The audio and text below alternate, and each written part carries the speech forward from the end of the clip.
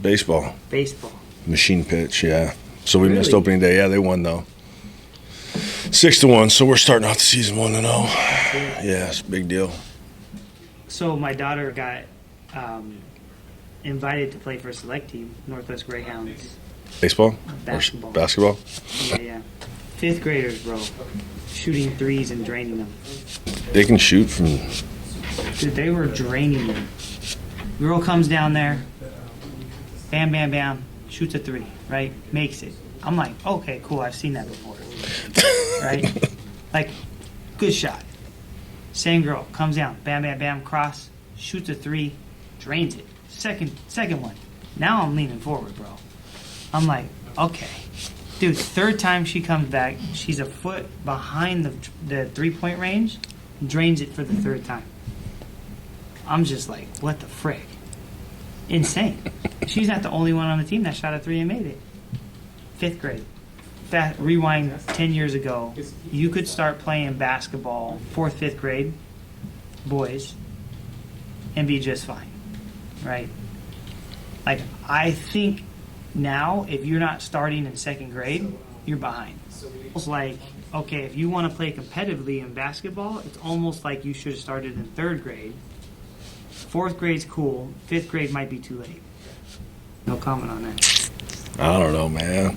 Like, oh, I got a comment for sure. I kind of wonder, like, as we get into like these sport things, like with kids, does it really matter? That's what I am battling with myself with, because we always want the best for our kids. Mm-hmm. Like, yeah, she wants to be in the WNBA. Yeah, she wants to go play for the USA team playing baseball. That's great. Like, but the odds of that really happening, you know. But I mean, at the end of the day, does it matter? I don't know. What do you? Well, I think at the end of the day, like, and no one wants to hear this, and I can't remember if we talked about this or not, but there's still a genetic component, right? Correct. Like, everyone thinks that their kid is going to be the outlier. You know, I just saw this thing on social media, which is like, you know, the worst thing ever, right? It was on Julian Edelman. And it was like all this stuff that he overcame, right? Like, he had no scholarship offers out of high school. He was a walk on this and did this and did this and this. And it's like, well, you know, he won 3 Super Bowls. And it's like, yeah, like, that's so outlier-ish that you can't bank on you being the next Julian Edelman. Like, Right. Get out of here. Right. You know what I mean? I agree. So what's your thoughts then? Does it matter? No, my thoughts are that it doesn't matter. Like, we took our kid, she's in second grade, right? We took her away for a week to go to Mexico, right? Like, that stuff is important. Like, her baseball career isn't hinging on the fact that she left for spring break. I think... You know what I mean? Yeah, I think you make a good point there. And I was talking to Marlena about this, too, because she was like, well, I guess there goes all of our time and vacation. I'm like, no. Yeah. Nope. Nope. I still need to work. Yeah. I still need a vacation so I can come back Yeah. to work. You know what I mean? Yeah. And you're right. Like, I think there's parents who are, you know, we've seen it, we played it, where they're like, you are not missing a practice or a game, and that's all they do for years. Yeah. But, you know, like, I can already see, like, people are going to say, well, you know, you shouldn't just, like, yeah, obviously, right? There's a certain point where it's like, okay, practice is important, being on your team is important, right? So at what point is that? Maybe like 13, 14, where you start learning those lessons? Here's my thing, and this is like, I wish. Here's like, if I had a wish, okay? It is that my kids are one of two things, which I know it's not going to happen. I'm talking about outliers. One, that my kids are so unbelievably talented, right, in whatever they want to do, right, and they're such great athletes that no coach, no AAU coach, no high school coach is going to tell me what my kids are going to do. Correct. Right? Yeah. So let's just say they're really good at volleyball. That's cool. Volleyball, it takes place in the fall. Right. All right? But then guess what? Then you're going to go play basketball. Why? Because that's what you do. That's what we do. Right? And then the springtime rolls around guess what? Now you're going to run track, and then summer, and now you're golfing, right? So I hope to God that they're either so good that I'm going to sit there and tell some coach, like, no, that's not how we're going to do this, right? Yeah. Or, right, that's which one?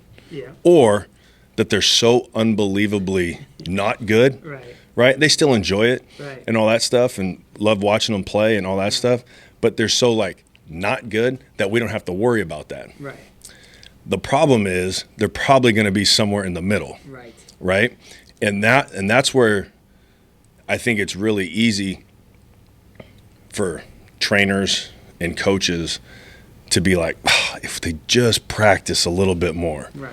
Nah, man, you're right. Maybe if they did practice a little bit more, they would get better. But does that mean I have to pay you to get them just a little bit better? Right? And then what is that going to get them? Right?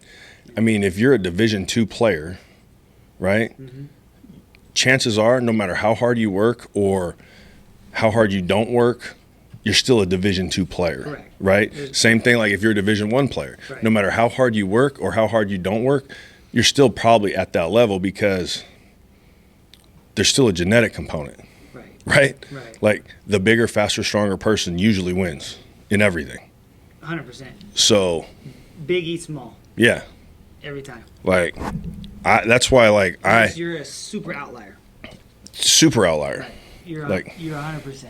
You're 100%. And that reality, okay, and it could change next year with my kid and his baseball team. But, like, he's one of the youngest kids on the team. He just smacked a home run the other day. The only kid that has done it. He can freaking bomb it. I told the coach. He was like, there's a mandatory batting practice on Friday. Yeah, whoa, we're 7. I'm like... There ain't nothing that's mandatory at 7. School's not even mandatory. Right. I was like, hey, we're actually going to be out. And I didn't feel bad about it because, I mean, the kid goes home and bats for fun, right? So that's just who he is.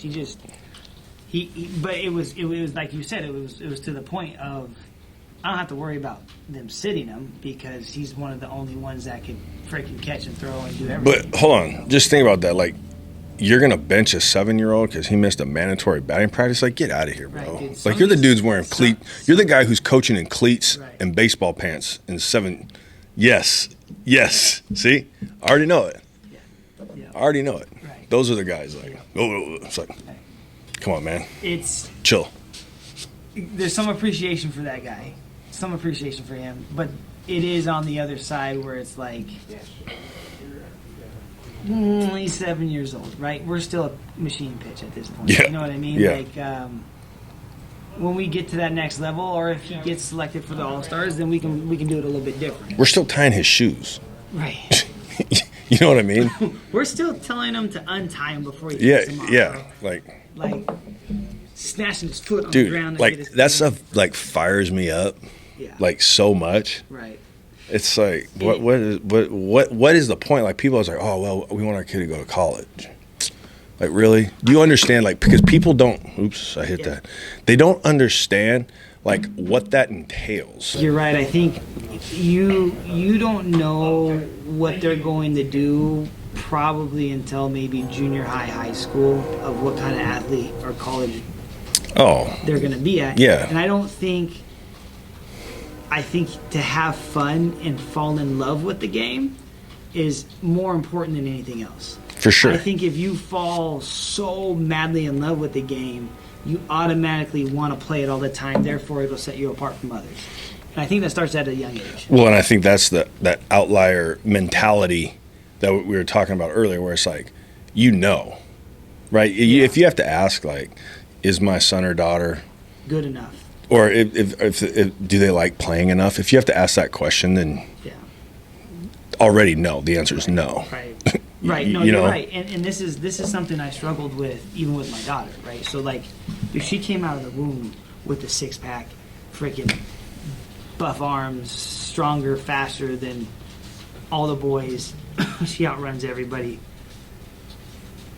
You know, I've had to take a chill pill and sit back and be like, okay, we're not determining your career, your college career, at the age of 10.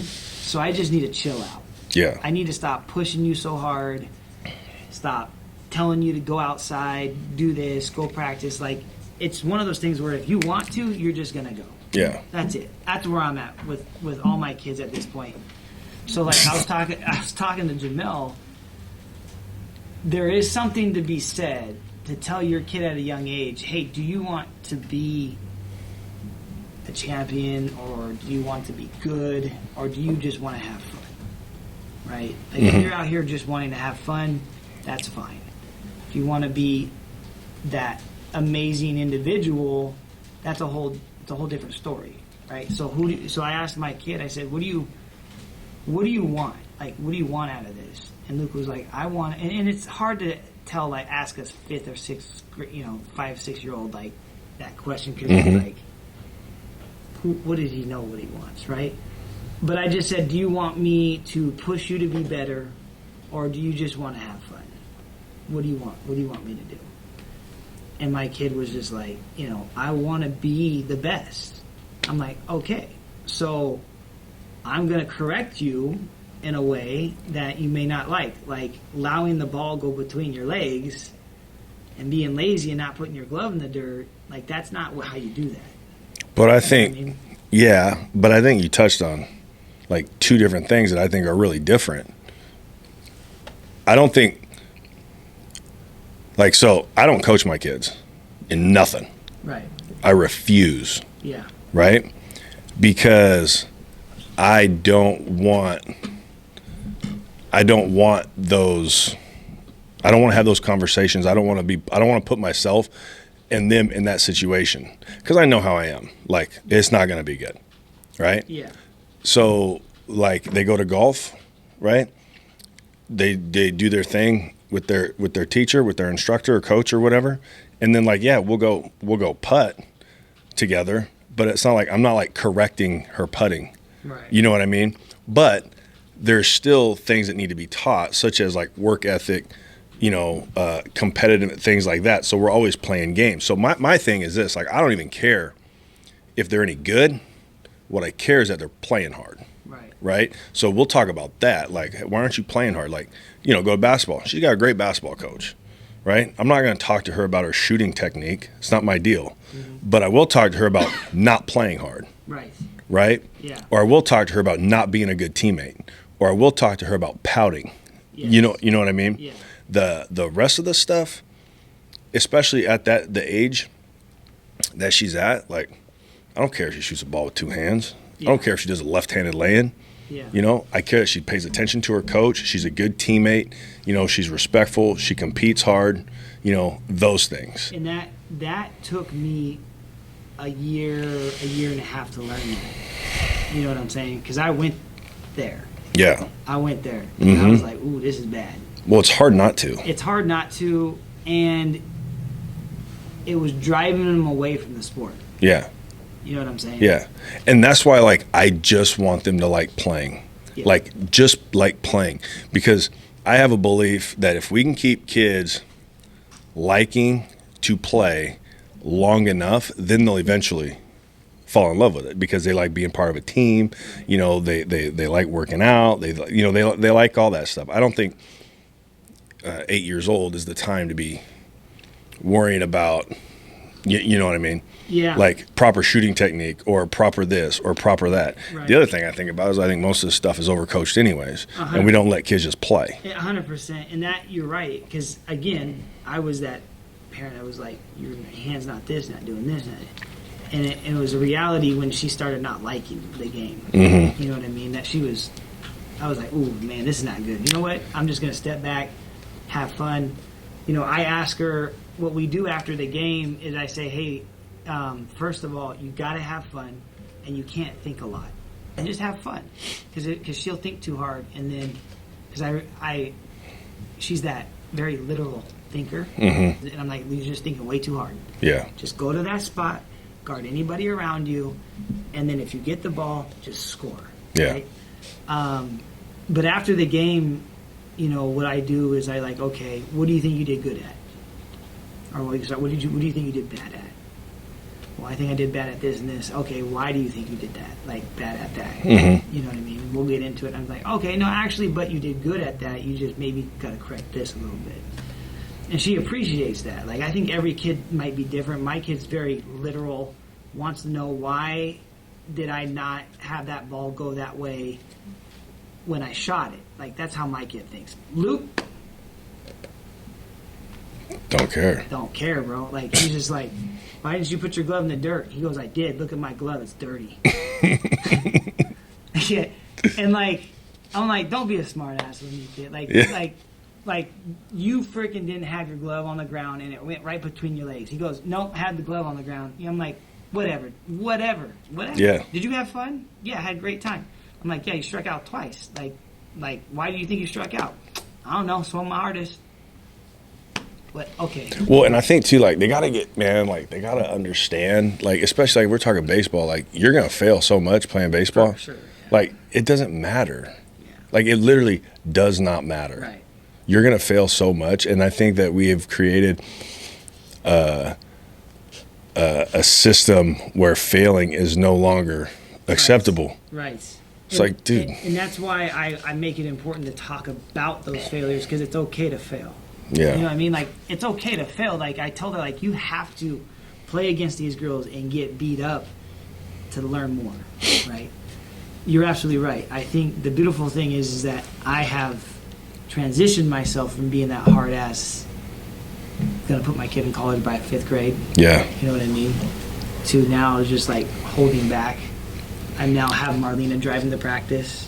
I'm Yeah. not there, you know what I mean? Just so I can just have them have fun and fall in love with it, and it's been working beautifully. Yeah. And not So- being the coach. Yeah. Or even like, I mean, like, I'm coaching like my daughter baseball, and it's just like, it's not that you don't care, right? Right. But it's like, I'm not living and dying with every Right. pitch or at bat, because And I think if you do that, Yeah. then They do that. then they do that, Yeah, and like, it's not fun, it's not good, and they get burnt out quick. yeah, and it's just not appropriate. I mean, like, there's a reason why the best baseball players in the world can deal with failure. You know what I mean? Right. Like, it's part of it. Right. Like, that's just part of the deal. I mean, guys go up, they get sent down, they go 0 for 4, they, you know, whatever, they get shelled. Like, but how you respond, and I think, like, when it's your kids, I'm sure it's probably easier, right, to get wrapped up in it, you know, because it affects them, Right. right? But I think the more you can just be kind of aloof to it, Right. right? Like, it's not good and it's not bad. It's just what happens. It's learning experience. Yeah. That's what I was telling my daughter. Learned complacency. 100%. How about that? That's Hashtag it. that. Yeah. Learned complacency. No, for Because you sure. have to have that. You have to have it. And you have to have it in business, because you're going to, You get beat up. yeah. You just gotta roll with it and show up, and that's so true. So, anyways, that was good. All right, real estate.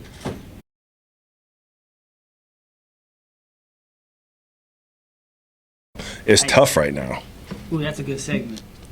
Yeah, right? It's tough. it's super tough. And you're not, I was looking at a posting from a real estate agent not too long ago. He was like, "Man, I haven't really sold anything in 18 months. 18 months." I think longevity, a little bit of grit, and a side gig, whether it be a side gig in real estate or outside of real estate, is always preferable and a good idea to stay in this business. yeah, You know what I'm saying? I'd agree. I think if you're one-dimensional, a buyer and seller, as a real estate agent, just helping buyers and sellers, if you're one-dimensional, I think the game is so volatile that if you're not building a team to help the team survive and be self-sufficient, you know, and you're a solo agent, I think it's a hard play to be in. It's if you're not evolving in this game of real estate, or so on point with just one thing, and you don't have your hands in different avenues, you'll be drowned out. I think it's going to be a very difficult business to be in. So if you're not evolving yourself and just buyers and sellers, it's going to be a difficult journey until you get to a point where you have 40,000 people in your database. Does that make sense? Yeah.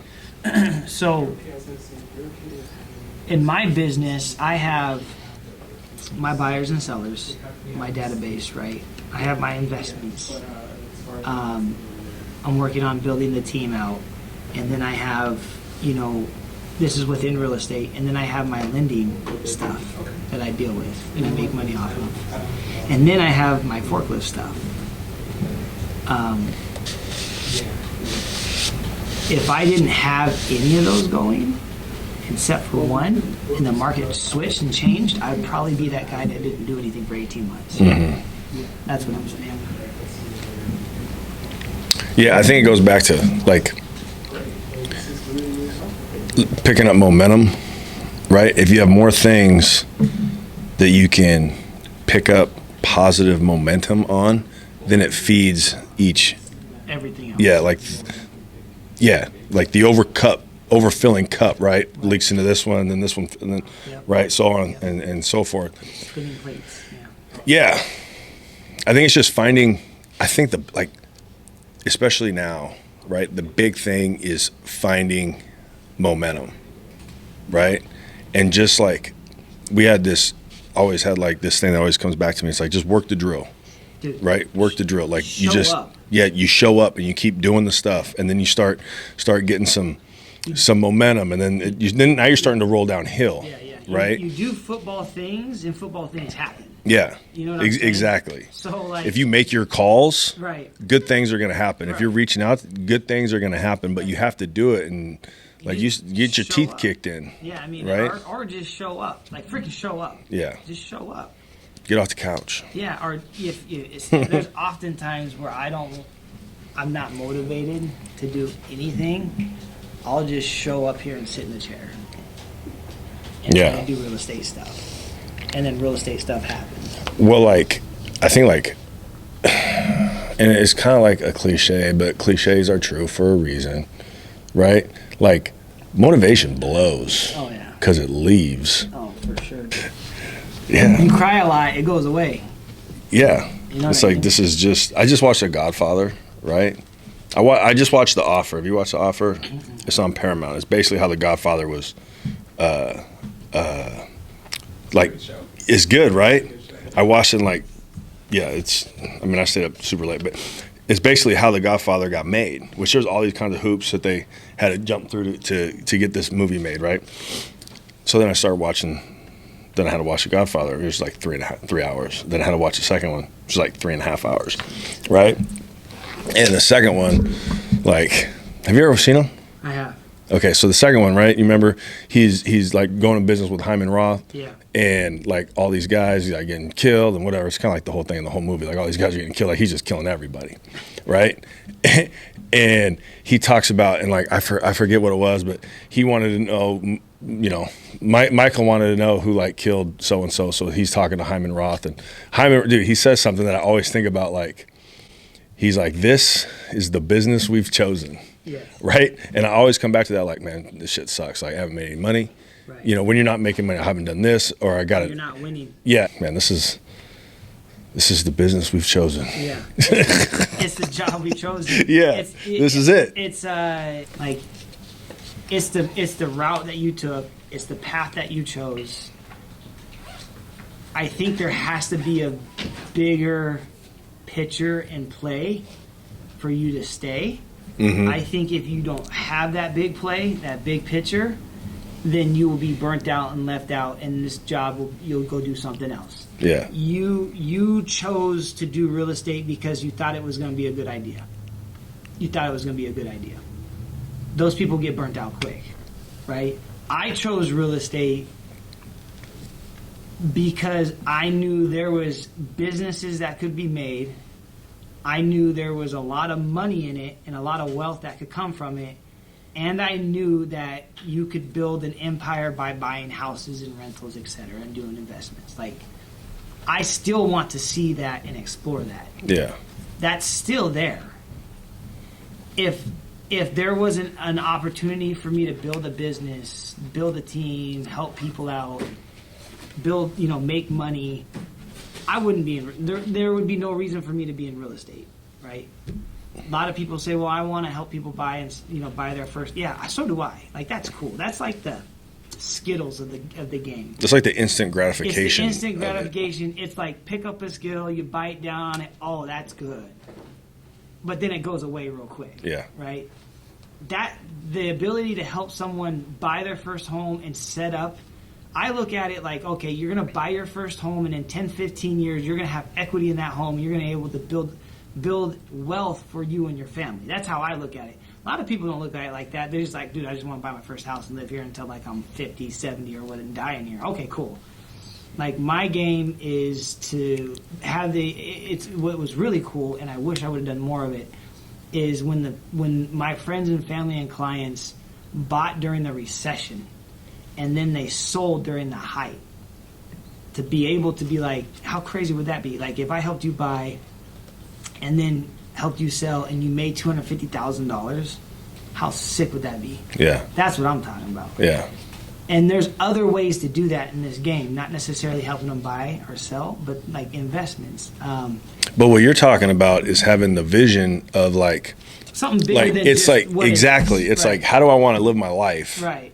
In 10 years. Right. Right? Okay, this is the avenue that I think is going to, with my skill set, with my connections, is the best to get me there. It doesn't mean like, and this is one thing that I think gets like blown way out of proportion, right? Is like, you have to love doing what you're doing. No, like, I don't really necessarily, I don't agree with that. Right, no. You know? But if I know that if I do these things, which fit my skill set, in 5-10 years down the road, I could be here. Yeah. Right? Like, it's having that vision. You love the end picture of it. Yeah, right? for sure. You can't come into real estate and say, this is my job. You can't. You can't do that. You can't say, I'm going to leave my job to go to another job. Because I don't think you will survive for 30 years in this business, 20 years in this business. I don't plan on retiring in this business, ever. Like, it makes no sense for me to retire at all from what I'm doing. Mm-hmm. Like, I'm not saying that just to say it. It's just like, there's so much that can be done. You know, if shit hits the fan of what I'm doing right now, and it all goes AWOL, then there's other avenues within real estate that I can keep continuing to figure out and explore. That's what I'm saying. But if I was just like helping people buy and sell as my job, if shit hits the fan, I'm probably done. Yeah. That make sense? Yeah. If I didn't sell a house for 18 months, I'm probably done. Yeah. Yeah. But what's cool is, like you said, you're going to help someone get a home. You know, they're going to start doing their thing. You're going to get paid for it, whatever. You know, maybe you made a new friend, maybe you made a new connection, whatever. Like, that stuff is cool. That's the stuff that I like. But it's like, it's people need to stop thinking about, like, what's cool? Oh, I'm gonna love every part of this. Like, no, you're get to work not. for yourself. Like you know how hard. Dude, Anyway, like, what's the coolest job? Like, if you could be anything, yeah, like, what would you be? I don't know. something that didn't take a brain. Maybe a lead singer, and I did concerts and Yeah. whatever. Right? I mean, you can talk to those people. I'm pretty sure they're. Yeah, they're all bitching about, oh man, I can't go anywhere, and there's this and that, and Yeah. like. Talk to a pro athlete. It's like, some of them that I've talked to was like, yeah, it was cool for a minute. Then I started not loving the sport. I think if you just find something within whatever you're in that you love, focus on that. And it can be in firefighting. It can be in the police. It can be in whatever it is, as long as you can find something within that you love. Maybe it's, and I'm not motivating anything, I'm just saying if it's, like in my thing, it's if I can make you into a millionaire, that's what I like. That's what I like doing. That's my goal within real estate, is to help people make money and build businesses and have them be successful. It has nothing to do with necessarily helping you buy and sell a house, but it does, but not directly. But if you look at like, okay, the goal is to, become a millionaire or whatever the goal is, right? What are the steps? You know what I mean? Like that's the stuff that I think if you can get really good at, and no one likes doing it. That's the stuff like, I enjoy. The steps? Yeah. Is knowing and learning those steps though. But anyways, go ahead. Yeah, but is that cool? It's not cool. I mean, that's like... But it's... The cool thing is I'm going to help people increase their wealth. Right, and the steps to the ladder, and which isn't cool but are necessary. Necessary, and what I enjoy is not necessarily the grind. I mean, the grind in it's great, but it sucks. But what's great is like completing the steps. Yeah. Like, damn, I got that. Checking the box. You check it. Bam, got that. Check it. Bam, got that. Check it. Oh, I'm getting closer to my goal. I'm getting closer to what I love. Got that. Doing. If you're a real estate, find something within the business that you like doing. If it's not working out for you, go find something you like doing. If it's going to supporting other businesses, go out and support those businesses. I think during the COVID happened, everything was locked down, couldn't do anything. Carlos and I were like, dude, we really enjoy helping businesses not shut down. So for a week and a half, we went to as many businesses as we could to help them not shut down. That was super fulfilling. But what's crazy is that it helped our business out in the future as well. Yeah. So anyway. I just want to see how productive I can be.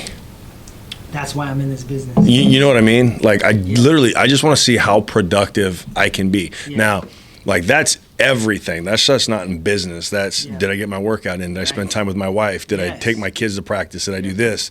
Did I do this? I really am on this quest, and I failed because yesterday I watched like 6 hours of Godfather movies. But,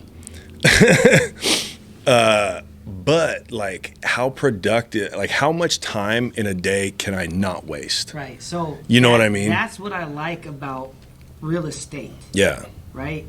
If the opportunity, if we were not able to find that out being in this business, there's no reason why I need to be in it.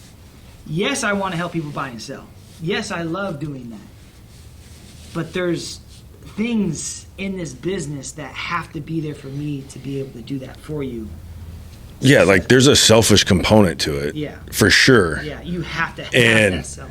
Yeah. Exactly. If it's money, if it's that, whatever it is, you've got to have that in. Yeah. And I think, like, for me, it's how do you, and our days are always different. Yeah. Right?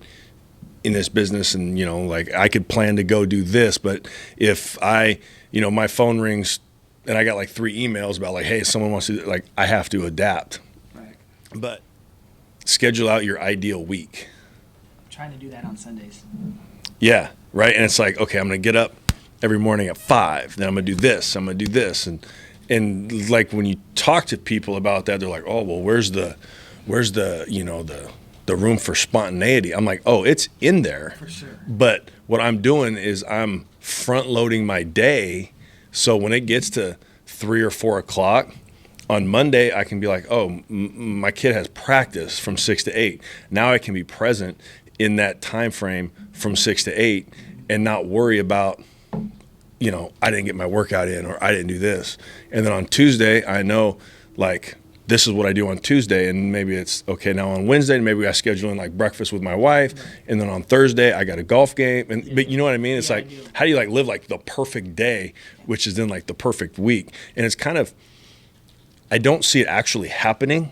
But it's cool when you get close. But it's cool when you get close, because then you can really, like, when you go to bed that night, like, my job is, I want to go to bed and be like, oh, man, I'm, like, done. Bro. And it's only 9 o'clock. Yes. You know what I mean? Like, staying up till 11 o'clock, to me, is the dumbest thing ever, right? That means I didn't do that much that day.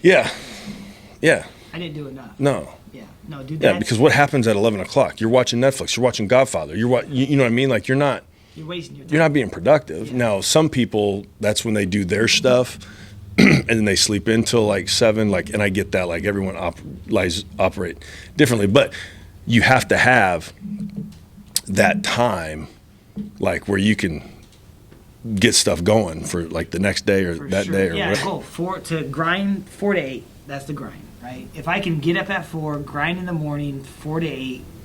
If I do that, then I'll feel it. by 8 o'clock, 9 o'clock. That's why I had the cold plunge. So I feel what you're saying. Yeah, like that's like the ultimate. Now try to do it without coffee. That's my goal. Man, I'm kind of like on the fence about this whole caffeine thing because one, I just love coffee. I love the taste. I love it. Like I love drinking it. I do too. I'm right there, but it's the game. It's the game that we play. We're in the business of real estate. The game that we play is this. That's what makes this real estate fun for us, is that we have these goals, these outrageous things that some people would be like, you're crazy. No, that's the reason why we love helping you buy and sell homes, is because this game we have has you in it. This is a plug for us. Plug. Yeah, it has you in it, and if you're not in it, then we feel unfulfilled, to be honest with you. Yeah. If I'm not helping people buy and sell, I do feel unfulfilled. Yeah. If the phone's not ringing. As weird as that is, if the phone's not ringing, I feel unfulfilled. Because it's part of it. It's not all of it. Definitely part of it. Yeah. Anyways. That was good. Good job, guys. Dude, that was... That was long. I gotta go to the bathroom, man. That like, last like 30 minutes. Johnny was like,